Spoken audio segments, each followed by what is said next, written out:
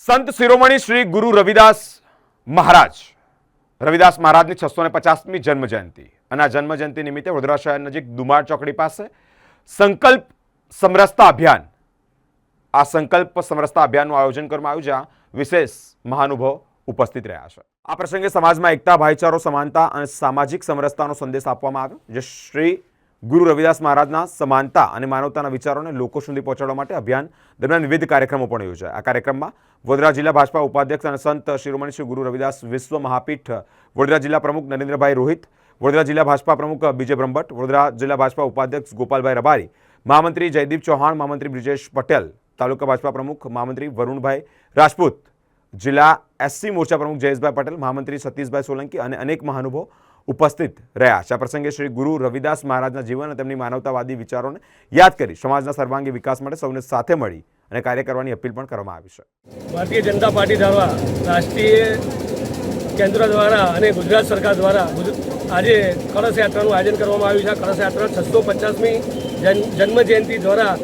સામાજિક સમરસતા સંકલ્પ અભિયાન, જે આજે આદરણીય પ્રધાનમંત્રી નરેન્દ્ર મોદીજીએ 650મી જન્મ જયંતિના હજુ 7 મહિના બાકી છે ત્યારથી જ આજે આખા ગુજરાતભરમાં આજે વડોદરા જિલ્લામાં પ્રવેશ મેળવ્યો છે અને અમારા મંડળ અને ગામ સુધી આ સામાજિક સમરસતાનો સંકલ્પનો કળશ યાત્રા ગામે ગામ ઘરે ઘરે પહોંચશે અને આ સંકલ્પ યાત્રાથી ગામમાં સમરસતા આવે, ગામમાં સમરસતાથી એક રહે, અસ્પૃશ્યતા ના રહે, ભેદભાવ ના રહે, એ થકી આજે ભારતીય જનતા પાર્ટી આ કાર્યક્રમ કર્યો છે। આ જ કાર્યક્રમના અમારા વડોદરામાં જિલ્લામાં આજે પ્રવેશ દુમાળ ગામે શરૂ થયો છે અને પછી આવતીકાલથી દરેક ગામમાં જશે। સમરસતા સંકલ્પ અભિયાન અંતર્ગત ભારતીય જનતા પાર્ટી દ્વારા સમગ્ર રાષ્ટ્રમાં આ કાર્યક્રમ આપવામાં આવે છે। સંત શિરોમણી ગુરુ શ્રી રવિદાસની 650મી જન્મજયંતિ નિમિત્તે દરેક જગ્યાએ આ કાર્યક્રમ થયો છે। આજે અમદાવાદ ખાતે ગુજરાત પ્રદેશ ભાજપા દ્વારા મુખ્ય કાર્યક્રમનું આયોજન થયું, જેમાં જિલ્લાના સર્વે આગેવાનોને મંડળ તરફ લઈ જવાના કળશ આપેલા છે અને એ કળશનું આવતીકાલે અમે મંડળ ખાતે વિતરણ કરીશું અને મંડળ ખાતેથી દરેક ગ્રામ્ય કક્ષાએ જવાના। આખા સમગ્ર કાર્યક્રમનો મુખ્ય હેતુ ગુરુ શ્રી શિરોમણી શ્રી રવિદાસજીની આ 650મી જયંતિ છે। એનો અર્થ એ છે કે આજથી 650 વર્ષ પહેલાં જેમણે અસ્પૃશ્યતા, અસમાનતા સામે અવાજ ઉઠાવ્યો, સમાજમાં જે આભડછેટ હતું એની સામે અવાજ ઉઠાવ્યો,